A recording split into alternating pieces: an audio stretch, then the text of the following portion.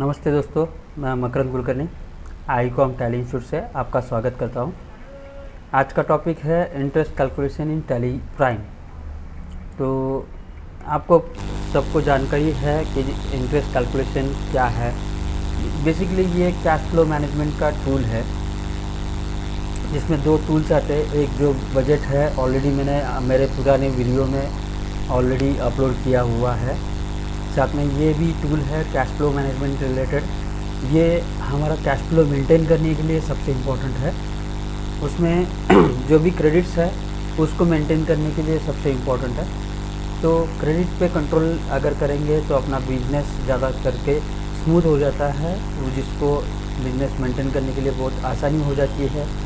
तो वो हमें कैसे मेंटेन करना है ये हम यहाँ पे चेक करने वाले हैं। तो मैं इसका कंपनी का नाम भी सेम ही रख देता हूँ, इंटरेस्ट कैलकुलेशन।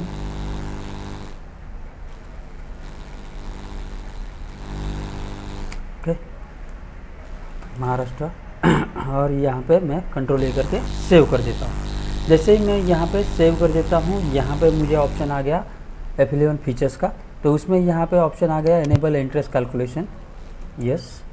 और यहाँ पे मुझे बाकी चीज़ें नहीं चाहिए अभी के लिए, तो मैं ये नो करके रख देता हूँ। ओके। तो जैसे मुझे यहाँ पे इंटरेस्ट चार्ज करना है, तो ये किसको चार्ज करेंगे हम? तो इंटरेस्ट नॉर्मली हम जो भी डेटर्स है, जो भी क्रेडिटर्स है या बैंक है, ये तीनों चीज़ों पे ही सिर्फ इंटरेस्ट आएगा। तो यहाँ पे हम इंटरेस्ट जो है डेटर्स को चार्ज करेंगे एक, या क्रेडिटर्स को हम पे करेंगे इंटरेस्ट, या तीसरा बैंक से अपने को इंटरेस्ट मिलता है या हम इंटरेस्ट पे करते हैं। सीसी अगर अकाउंट है, आपका क्रेडिट अकाउंट है या आपका लोन अकाउंट है, तो इस पर अपने को पे करना पड़ता है। तो नॉर्मली बैंक का इंटरेस्ट जो है वो हम बैंक रिकन्सिलेशन के थ्रू चेक करने वाले हैं। तो बैंक रिकन्सिलेशन का भी मैंने वीडियो ऑलरेडी अपलोड किया हुआ है।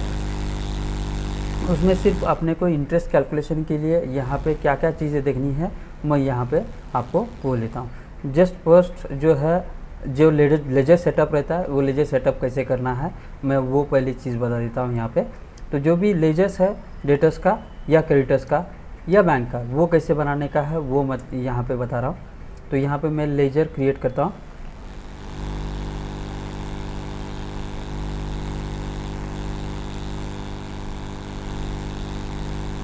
अब ये मेरा कस्टमर है, तो मैं सन्ड्री डेटर में ले लेता हूँ।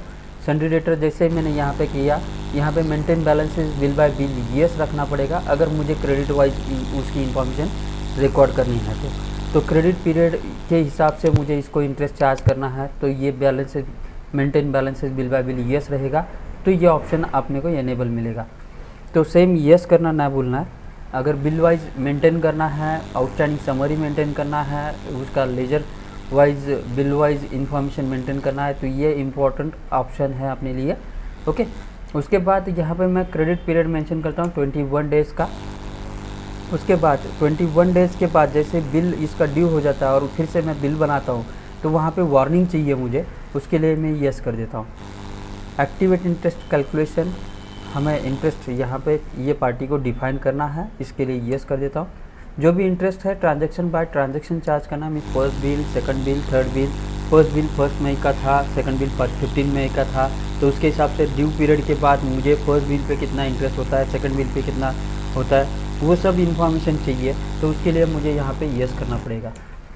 सेम वैसे ही हम यहाँ पे सिंपल इंटरेस्ट कैलकुलेट करेंगे। नॉर्मली मार्केट में जो भी इंटरेस्ट चार्ज करते हैं वो सिंपल इंटरेस्ट के हिसाब से चार्ज करते हैं। एक बिल को एक इंटरेस्ट, दूसरे बिल को दूसरा इंटरेस्ट रेट ऐसा डिफाइन नहीं होता है। नॉर्मल स्टैंडर्ड्स के हिसाब से चलेंगे।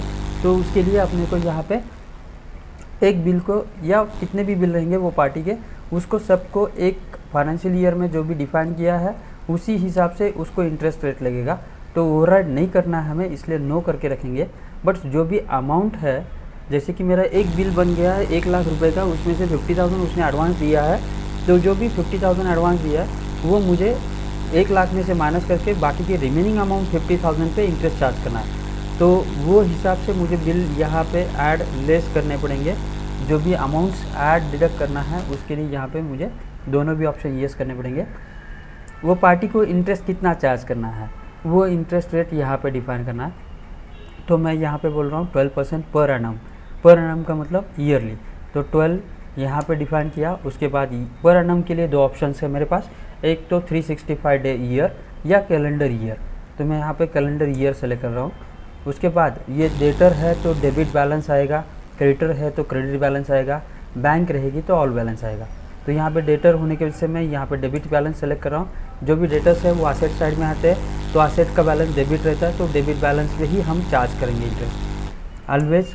और ड्यू डेट ऑफ इनवॉइस और रेफरेंस, जो भी ड्यू डेट रहेगी, मीन्स मैंने उसको 1 तारीख को बिल किया है, उसके बाद मैंने 21 दिन का क्रेडिट दिया है, तो 21 अप्रैल के बाद, मीन्स 1 अप्रैल के बाद 21 अप्रैल के बाद वो ड्यू होगा, तब तक इंटरेस्ट नहीं लगेगा। तो ड्यू डेट ऑफ इनवॉइस और रेफरेंस, जो भी इंटरेस्ट आएगा उसको राउंड ऑफ करना है, तो नॉर्मल राउंडिंग 1। और ऑलरेडी यहाँ पे override parameters for each transaction no बोला है, तो फिर से लिखने की ज़रूरत नहीं है, इंटरेस्ट अलग सा देने की ज़रूरत नहीं है, एक ही इंटरेस्ट रेट हम डिफाइन करेंगे। सेम वैसे मैं क्रेडिटर एक क्रिएट कर लेता हूँ, जिसके पास से मैं मटेरियल ख़रीद रहा हूँ, तो वो पार्टी का नाम यहाँ पे आएगा।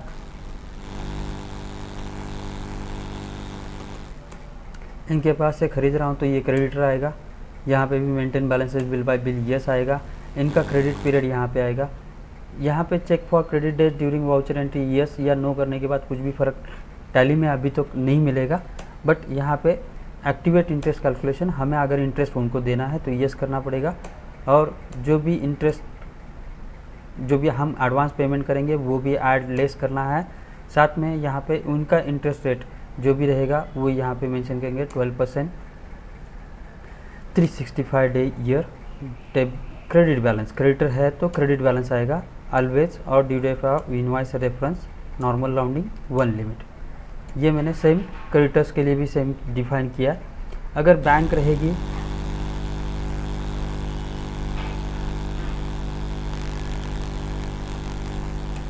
तो बैंक के लिए बैंक अकाउंट लिया, उसके बाद एक्टिवेट इंटरेस्ट कैलकुलेशन यस करेंगे। यहाँ पे 2 ऑप्शंस है, एक बैंक रिको डेट और वाउचर डेट। बैंक रिको डेट अगर सेलेक्ट करेंगे तो रिकन्सिलेशन के बाद जो भी अपने अकाउंट में बैलेंस आ गया है, रिकन्सिलेशन मतलब जब भी हम बैंक का स्टेटमेंट के हिसाब से अपने जो एंट्रीज है रिकन्साइल कर देते हैं, रिकन्सिलेशन का टूल यूज़ करके टैली का, उसके बाद वो अपने को वहाँ पे दिखाएगा इंटरेस्ट कितना होता है। अगर आपने बैंक रिको नहीं किया तो वो इंटरेस्ट का रिपोर्ट नहीं दिखाएगा। तो यहाँ पे बैंक रिको भी इम्पोर्टेंट है। अगर जिन लोगों को रिकन्सिलेशन कैसे करते हैं ये मालूम नहीं रहेगा, तो मेरा सेपरेट वीडियो है मेरे चैनल पे बैंक रिकन्सिलेशन बोल के, वो चेक करके आप रिकन्सिलेशन भी सीख पाएंगे। तो यहाँ पे बैंक रिको लेता हूँ। वाउचर डेट अगर लिया तो वाउचर डेट के हिसाब से आज चेक मिला है तो मैं आज की रिसिप्ट डाल लेता हूँ, बट चेक क्लियरिंग के लिए 2 दिन लग जाते हैं, 2 दिन के बाद वो क्लियर होता है। तो बैंक वो दिन से, जिस दिन क्लियर हुआ उस दिन से देती है, तो वाउचर डेट से इंटरेस्ट अप्लाई करके फ़ायदा नहीं रहेगा, यूज़फुल नहीं रहेगा। तो बैंक रिको डेट ही ले लेता हूँ। और जो भी अमाउंट्स ऐड मतलब डिपॉजिट और विड्रॉ होंगे दोनों का इफेक्ट लेना है। बैंक का इंटरेस्ट जो भी रहेगा वो यहाँ पे डालेंगे 365 डे ईयर और ऑल बैलेंस, और जो पीरियड के लिए रहेगा वो पीरियड यहाँ पे मेंशन करूँगा। नॉर्मली बैंक जो भी इंटरेस्ट है वो राउंड ऑफ नहीं करती है, इसलिए नॉट अप्लीकेबल करके सेव किया। तो ये थे लेजर्स इंपॉर्टेंट जो डेटर के, क्रेडिटर के और बैंक के थे, जिसको कैसे डिफाइन करना है इंटरेस्ट कैलकुलेशन के लिए, वो इम्पोर्टेंट मैंने पार्ट यहाँ पे बताया। उसके बाद जो भी लेजर लगने वाला है अपने को सेल्स का, अंडर सेल्स, बाकी इसको भी इंटरेस्ट कैलकुलेशन ज़रूरत नहीं है क्योंकि हम डेटर्स को, क्रेडिटर्स को या बैंक का ही चार्ज करने वाले हैं, बाकी को चार्ज नहीं होगा। इसलिए बाकी जो भी लेजर बनाएंगे उसको define activate interest calculation no ही रहेगा। सेम परचेस बना लेता हूँ, अंडर परचेस सेम सेव कर देता हूँ। इसके बाद इंटरेस्ट रिसीव्ड, ये मेरे लिए इनडायरेक्ट इनकम हो गया, सेव। सेम वैसे ही इंटरेस्ट पेड, ये इनडायरेक्ट एक्सपेंस हो गया, वो भी सेव। अब ये लेजर सब बनाने के बाद मैं एक्चुअल ट्रांजैक्शंस रिकॉर्ड करके दिखाता हूँ। जैसे मुझे पहला सेल करना है तो यहाँ पे मैं प्रथमेश इलेक्ट्रिकल को सेल कर रहा हूँ। सेल अमाउंट डाल दिया यहाँ पे मैंने 15,000 सी। इसके बाद मुझे ये एंटर करके सेव करना है। सेव करने के बाद मुझे दूसरा डेट को 5 तारीख को परचेस रिकॉर्ड करना है, बिल नंबर उनका बालाजी इलेक्ट्रिकल्स परचेस, इनके पास से जो अमाउंट का परचेस किया होगा वो अमाउंट और सेव। उसके बाद नेक्स्ट सेल मुझे रिकॉर्ड करना है 25 तारीख को। 25 तारीख मैंने इंटर की यहाँ पे, सेल के लिए एफेक्ट सेल्स किया और यहाँ पे पार्टी सेलेक्ट कर देता हूँ।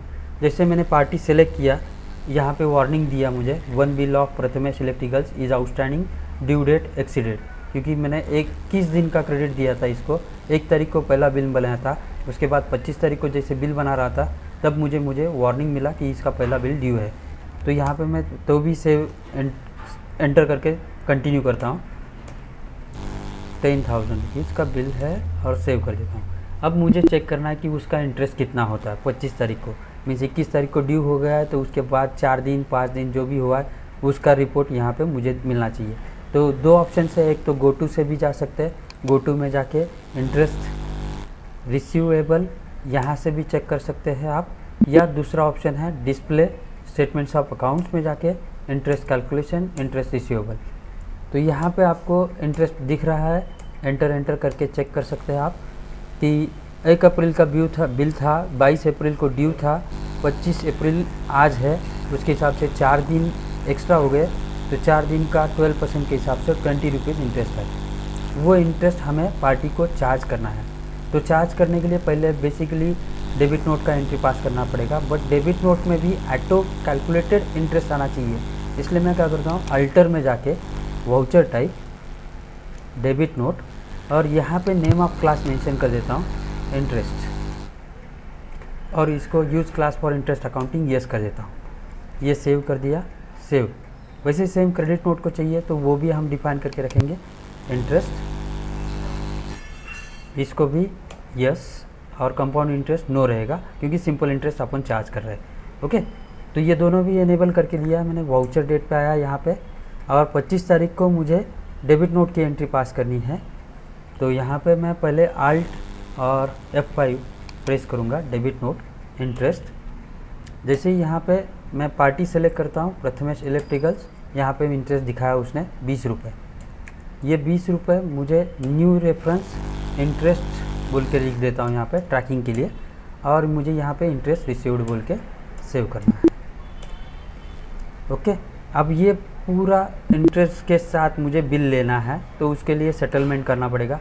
आप 2 तरीके से जा सकते हैं, go to ledger voucher Prathamesh electricals, यहाँ पे बिल वाइज, ओके, या दूसरा तरीका है डिस्प्ले अकाउंट बुक्स लेजर, यहाँ पे प्रथमेश इलेक्ट्रिकल बिल वाइज। यहाँ पे मुझे पहला बिल और उसका इंटरेस्ट ये दोनों मिलके एक साथ लेने हैं, तो दोनों सेलेक्ट कर दिए स्पेस बार से, और यहाँ पे सेटल बिल बोल देता हूँ, एंटर। यहाँ पे बैंक सेलेक्ट कर देता हूँ, एंटर। ये मेरा सेटलमेंट हो गया। तो बेसिक 15,000 रुपये उसका बिल वैल्यू और 20 रुपये इंटरेस्ट, इसके हिसाब से 15,020 रुपये रिसीव हो गए। ये हो गया डेबिट नोट के लिए, डेबिट नोट के साथ मीन्स डेटर्स के लिए। वैसे ही सेम अगर क्रेडिटर है, उसको 30 दिन के बाद अपने को इंटरेस्ट देना है। मानो कि यहाँ पे 5 मई को मैं उसको 6 मई को या 10 मई को मैं पेमेंट करने वाला हूँ, तो 10 मई को मुझे उसका कितना इंटरेस्ट होता है वो पहले चेक करना है। तो डिस्प्ले स्टेटमेंट्स ऑफ अकाउंट्स में जाके इंटरेस्ट कैलकुलेशन पेएबल यहाँ पे भी चेक कर सकता हूँ, और यहाँ पे पीरियड देना पड़ेगा टिल 10 मई, 39 रुपीज़ हो रहा है। एंटर करके चेक कर सकते हैं कि भाई 5 मई को ड्यू होने वाला था, 10 मई है, 6 दिन एक्स्ट्रा हो गए, 6 दिन के हिसाब से 12% के हिसाब से 39 रुपीज़ इंटरेस्ट है, वो यहाँ पे दिखा रहा है। अब मुझे 10 मई को उसको पेमेंट करना है, तो पहले मैं वाउचर में जाऊँगा, क्रेडिट नोट में जाऊँगा, Alt F6, यहाँ पे इंटरेस्ट सेलेक्ट करूँगा, यहाँ पे F2 प्रेस करके मैं डेट सेलेक्ट करूँगा 10 मई, और यहाँ पे फिर पार्टी सेलेक्ट करूँगा, यहाँ पे आ गया इंटरेस्ट, वो इंटरेस्ट यहाँ पे ट्रैकिंग के लिए लिख देता हूँ इंटरेस्ट, और यहाँ पे इंटरेस्ट पेड सेव किया। अब वैसे ही सेम GoTo में जाके लेजर वाउचर, अब मुझे बालाजी इलेक्ट्रिकल को सेटलमेंट करना है, तो बिल वाइज पहले सेलेक्ट करूँगा, ये बिल स्पेस बार से सेलेक्ट किया, और इंटरेस्ट, और ये दोनों भी settle bills, Kotak Mahindra bank, enter, save. तो ये टाइप में मैं पूरा इंटरेस्ट भी चार्ज किया और सेटल भी किए बिल्स। और भी कुछ जानकारी चाहिए है तो आप मुझे व्हाट्सअप कर सकते हैं 8007777284। ये मेरा व्हाट्सअप नंबर है। आपको अगर ये वीडियो पसंद आया होगा तो लाइक कर दीजिए और शेयर भी कर दीजिए, सब्सक्राइब करना ना भूलिए। ये ऐसे ही नए जो भी वीडियोज़ है, जो भी नए टॉपिक्स है, वो मैं मेरे चैनल पे हर टाइम डालते रहूँगा। आपका जितना भी रिस्पांस रहेगा उसके हिसाब से मुझे भी आनंद होगा आपको कुछ सिखाने में। तब तक के लिए थैंक यू, बाय।